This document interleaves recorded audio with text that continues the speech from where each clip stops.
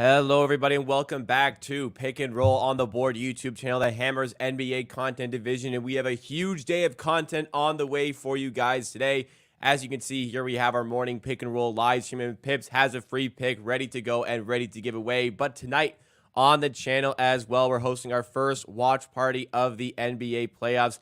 I am going to be live at 8:15 p.m. Eastern Time. Pips is going to be joining me for the first quarter of the game as well, but other special guests will be included, such as Drew Dinsick, such as Joey Knish, as well as Clive Bixby. So we have some great entertainment on the way for you guys. We'll be discussing the game, answering your questions, and hopefully we'll be doing some live betting along the way as well. So do not miss out. Get your notifications on for this channel. Subscribe to the channel as well so you know when we're going live. Again, it's at 8:15 p.m. Eastern Time, and you'll get Pips right out the gate joining myself. So let's get into what we have for today's show. We do have one pick on the way for you guys, which we're about to give out. Also, we'll be discussing the games that we saw yesterday, some crazy games, some crazy pieces of action as well. So we have plenty of awesome content today. Drop a like if you do enjoy along the way. So for that pick today, just confirming what we have for the price here, it is going to be plus 289 odds. We have an SGP that's going to be at FanDuel, and it's going to be involving the Knicks and the Pacers game. Unfortunately, Pips did his best to find something for tonight's game. Did not want to force anything, did not want to go out of his way for a pick that he did not feel as though it was good enough to give out. So we're going to the Knicks and Pacers game tomorrow, and we have Tyrese Halliburton under 3.5 3-pointers made. Pascal Siakam, 20-plus points. Pascal Siakam also with 6-plus rebounds. And finally, Jalen Brunson over 4.5 assists. We're going to go half unit as we normally do for big SGP plays like this, but let's flip over to you, Pips. What are your thoughts for this huge Game 6, and why do you like Siakam and Brunson to go over? Yes, yeah, we were on Siakam last game. I would say like easy cover. Looking at the circumstances of that game, how did it played, how many possessions they had. Siakam ended up with 22 points and 8 rebounds in that game. On the other side, we had Halliburton over. That wasn't a good read because Knicks decided to start McBride. And when they made a change in the starting lineup with McBride was like, okay, you are playing to make threes and to face guard Halliburton the entire game. So Yeah. when they were trying to bring Nemhard or Siakam with the ball over the half court and just involve Halliburton into the action, McBride was playing great denial on Halliburton and limited his touches on the ball, limited his looks, everything. Like Halliburton ended up 32 minutes, I think, and he shot 4 threes. Two were like he got the ball with 1 second left on the shot clock, so he just threw it like it wasn't even close. One was defensive miscommunication. They were playing switch, and DiVincenzo was late to realize, and Halliburton made a wide open three. That's it from for the entire game.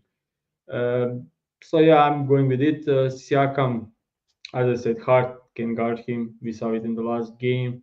He also didn't get some calls on the drives, missed some like 3-footers, 4-footers at the rim. So yeah, this is a game for Siakam. If Pacers want to win this game, it's Siakam. And last part is Brunson. I don't think they can give him so much. Like for 44 points last game, they gave him 35 field goal attempts in a game. That's just insanity. And even with 35 field goal attempts, he had 18 potential assists. 18, 18 potential assists in a game where he shot 35 field goal attempts. That's all Brunson. And I think this is the time like we need to be more aggressive on Brunson. All right, so there we go for the play today. Good comment here from RW fan saying if you have access on MGM, you can get this plus 325. Not sure if this is just opened up, but please make sure you do check the sports books that you have available as Yeah, well on top to see if you can get this one. the MGM. I think I don't know if Chet can say. I can't check this out, but is it changed state to state? Because I think the New Jersey doesn't have any more. In New York, I don't think they have like the all stage same game parlay.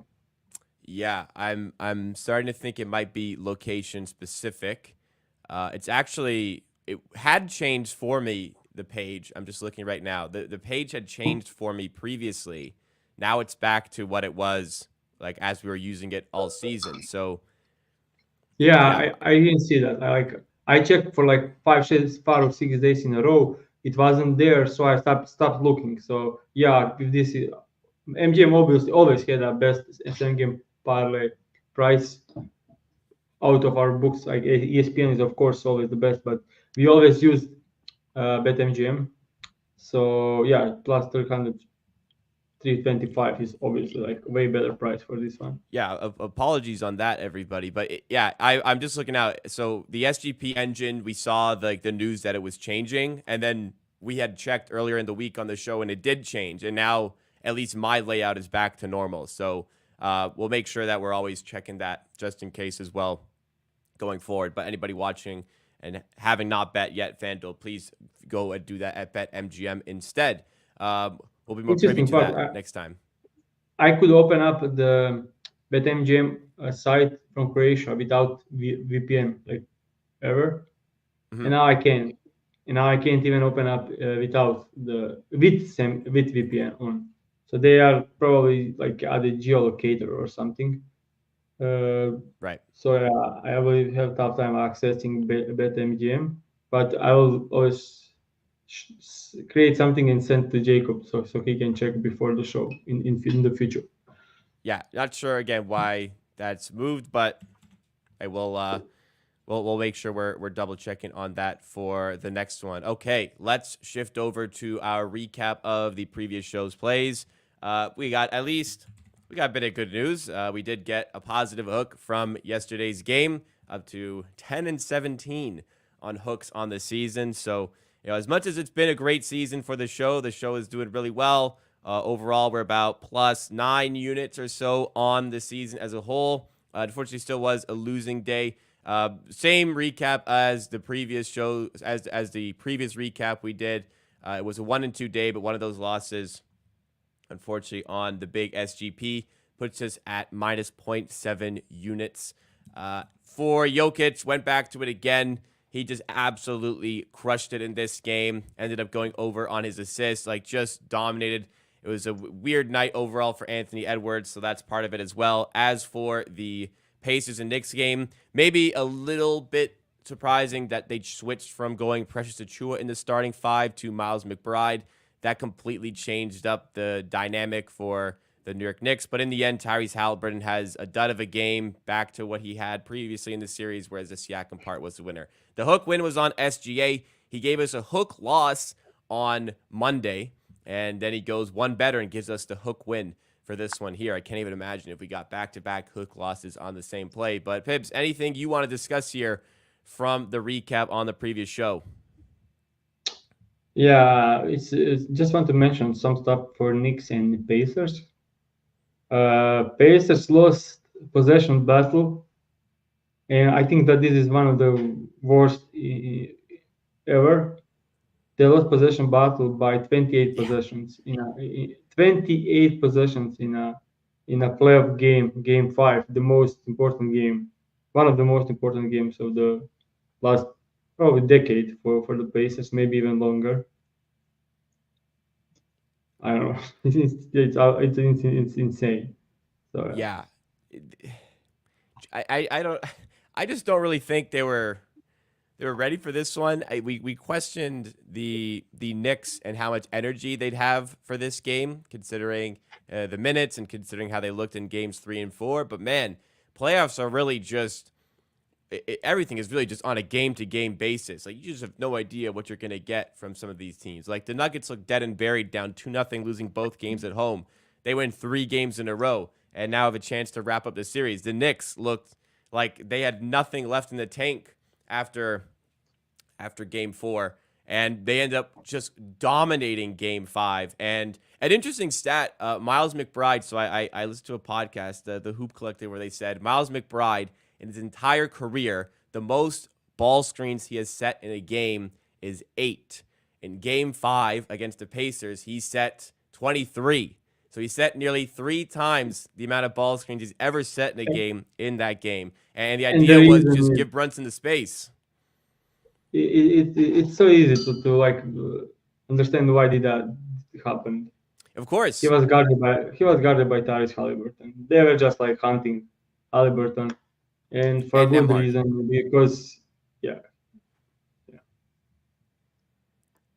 It was the switched Neesmith defending Brunson, which had given him some issues. So they just wanted to get him off of that matchup as quick as possible. Yeah. Then they started throwing doubles at Brunson. Brunson is like maybe the most comfortable player to play in double teams in the NBA. Maybe him and Luka Doncic are like the top 2 players at playing out of the doubles. So just completely cooked that one. Absolutely. But let's shift to the games that we had on last night's slate. Let's first of all start with the series that is now over. The Boston Celtics have finally wrapped things up here. They have beaten the Cleveland Cavaliers in 5 games, just as we all had predicted here, I think. We all said the Celtics, they'll give you 1 game. They'll give you 1. But overall, for the Celtics, I mean, the Boston Celtics have comfortably won both of their series 4-1. However, they haven't looked great in either of the series that they have played in. Now, Pips, I want to ask, is this a case of they don't need to be their best to win the series because it's so comfortable? Or is there anything that should be somewhat alarming for anybody who has aspirations for this team to win a championship this year? Yeah. I mean, late into the game, they still looked the same, not great. But yeah, they didn't play like they play at 70% capacity, 70% energy. Like when the game got close, they always made the shots and separation. But this is like they played first round against Miami Heat, who didn't have a best season without Butler and Rozier. Second round, they were 2-1, and then Mitchell got out, and they were 2-1 with Jarrett Allen. So, for best player, second best player on the Cavs out, on already questionable roster for like this is the easiest road to the finals, conference finals we ever seen. And yeah, they lost Porzingis already. That's huge for them, but you saw Horford last game. That was insane. Yeah, that's they didn't they aren't tested so far, but they didn't even try hard. So we'll see. But it's huge chance that they get Knicks in the finals, conference finals again. In injury depleted, so many minutes, I hope tired. OG's back. Yeah. So yeah, I don't know. Like Celtics are comfortable.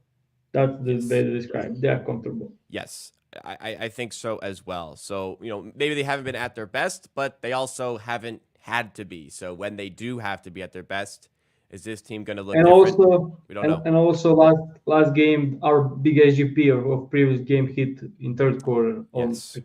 yeah, it Yeah. was easily like everything so easy. Like I think Horford had like 6 threes or 5 threes. We needed 2. He had 0 when we bet it. Yeah, he had 6.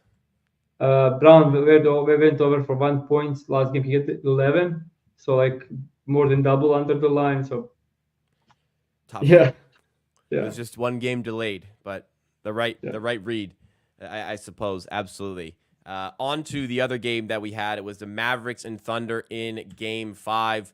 The Dallas Mavericks finally got Luka Doncic to really show up for a game here. You got a classic Luka Doncic performance, a 30-point triple-double, 31 points, 11 assists, 10 rebounds. But on top of that, extra support came with it as well. Maybe not as much from Kyrie Irving, but still a good level of production from PJ Washington. Another great Derrick Jones game. That's 2 straight Derrick Jones games that have provided a lot for this team. And in the end, the Thunder, despite the change in the starting 5, couldn't quite get things right. Isaiah Joe didn't quite show up. I wonder if they go Case and Wallace next time because of his defense, but just not enough support overall to SGA.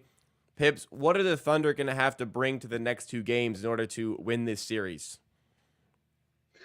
I mean, they need to hit some shots outside AGA. Like Yeah. if you look at looking, they were 8 from 36 from three outside SGA. So they are putting so much pressure and so much attention to SGA. So everyone else should have good looks. They have good looks and they keep missing them. So it's just you need to make shots. And I think Dallas are really okay with Dort, Chet Holmgren, and everyone getting wide open threes, spot up threes. So far, they weren't like couldn't punish them, and I'm also okay. If I'm Dallas, I'm leaving with Dort to shoot threes, Oh, yeah. Chet to shoot threes, and they shooting threes. Like the only guy I'm afraid of is Isaiah Joe, and he was 2 from 8. So maybe not up. Maybe he's not a great playoff shooter. Like if you look at the Chet Holmgren, he shot the ball so well in the regular season, but in the playoffs he's 28% from the three. So you are okay with leaving him wide open. And also, he had a crazy start to a season shooting. Yeah. If you take a look at his numbers before the All-Star break, after the All-Star break, it's just huge, huge. Like he started before the All-Star break, 40% three-point shooter. After the All-Star break, it dropped down to 32%, and now 28% in the playoffs. That's so yeah. When you can leave everyone wide open and just focus on getting stops on J Dub and Shea inside, it's easy to play defense. Yeah. This has the making of a team that's in its first like real battle of a playoff series. It was an impressive sweep in the first round, albeit against an injury depleted team in the New Orleans Pelicans. But this series isn't over either. But they're gonna need Shea to basically either carry them to win this series, or J Dub's gonna have to provide a little bit of extra help. He can't go over 3 from 3. He can't only have 12 points. Chet needs to provide maybe a little bit more than he did here. Isaiah Joe, look, he's starting. He can't go 2 of 8 from 3 if you're Isaiah Joe. You're starting. Your job is to space the floor, and you didn't do that. Like, that's the only reason you're in here. So, I would say like Shea is the best player in the series so far. oh yeah, oh easily. I mean, His Doncic and teammates, Kyrie haven't looked anything his like teammates, themselves until this one for Luka. and the Dallas had three crazy games for PJ Washington and two insane games for Derrick Jones. Like Yeah, we need it's to have pretty some good games insane. from. You said it last show, but it's insane that Doncic and Kyrie haven't been that good, and they were 2-2. Well, now they got Doncic to be really, really good, and now they're up 3-2. So I think it's like combination of stuff. Like Thunder are doing great job stopping Luka and Kyrie, but their role players are then getting good looks and making those shots. yes, On the other side, Dallas is doing everything to stop Shea. He's still scoring even though they throw everything at him, and he's creating great looks for the teammates, but they don't make anything. So it's kind of like role players beating you in this series. Like who has better supporting cast? Like when you look at the paper, it's Thunder, but in this series so far, it was Dallas, and that can change. Like next game, you can have Isaiah Joe like 6 from 9 from threes and Thunder winning. So interesting development that we had through the season that has huge ramifications on the season. Right before the trade deadline, both of these teams made a trade with the Charlotte Hornets. One team got Gordon Hayward, who is no longer getting minutes in this series, and I don't believe has a single point in the playoffs. One team got PJ Washington, and the decision to acquire PJ Washington, well, without it, I'm not sure that the Mavericks are still alive at this point in the season. And how much better would the Thunder potentially look with a power forward who can rebound and can hit corner threes? Interesting, just the little decisions throughout the season that can change things. But look, the Thunder are not done yet. They've already won in Dallas. They can do it again. And then if they have a game 7 at home, who knows where the series can go from here. But if the Thunder But interesting, yeah, you're right. Gordon Hayward played 46 minutes in the playoffs this season, scored 0 points. 46 minutes. he makes That's entire game. I believe he makes $30 million. His salary this year is $30 million. He's washed up. After those injuries, he's just not an NBA player. I mean, you can understand. Unfortunately, because he was such a great player. But he's making, he's in the last year of his contract, making $33 million this season. It's a bit of a shame. I mean, that contract was overpriced when he signed it. I still remember he signed it. And I couldn't believe it. But the Thunder were in talks with the Hornets for a trade. They went for Gordon Hayward. Had they gone in a different direction, maybe PJ Washington, maybe things look very different for both teams here. But as it stands, PJ's been huge. Derek Jones has been huge. And if Dallas can play like this again, and the Thunder don't get the role players to show up, this one could be done in 6. But hey, this series is still open for anybody to take absolutely at this point. Okay, guys, that will wrap it up for this week on the Pick and Roll live stream. We will not have a show tomorrow. I am going to be away, little mini vacation for myself, Friday, Saturday, and Sunday. So no show tomorrow, but we're not done for the week on the channel. I will be live 8:15 p.m. Eastern time for a Nuggets versus Timberwolves watch along, and I will have Pips joining me for the first quarter of that game. Other guests afterwards to look forward to: Joey Knish, Drew Dinsick, and Clive Bixby. We'll be discussing the game. Hopefully we'll be doing some live betting along the way. We'll be interacting and answering questions and stuff from the chat. So do not miss out. Subscribe to the channel. Get that notification bell turned on so you're notified when we are going live over there. And here is the recap for your play today. It's a big SGP, no bonus, but the one play for today, a 289 SGP at FanDuel. It was 325 at BetMGM, who have since changing their SGP engine switched back to the one they've had previously, which we were not aware of, but get it there at plus 325 if you can. Tyrese Halliburton under 3.5 3-pointers made. Pascal Siakam 20+ points and 6+ rebounds, as well as Jalen Brunson over 4.5 assists is the play. Drop a like if you're telling. Drop a like if you enjoyed the show. And hopefully we'll see you again next week. Or hopefully we see you tonight for that watch along right here on the Board YouTube channel.